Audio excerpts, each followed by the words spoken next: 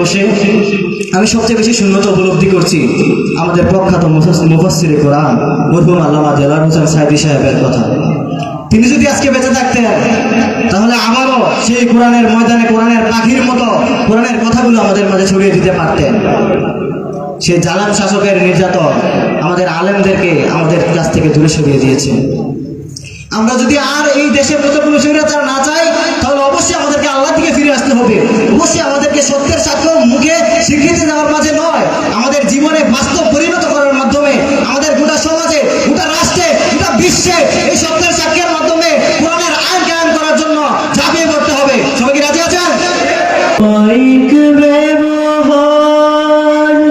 যার মুখে আছে পৃথিবী হয় ঠিক তার কাছে ব্যবহার জয় করে মানুষের মন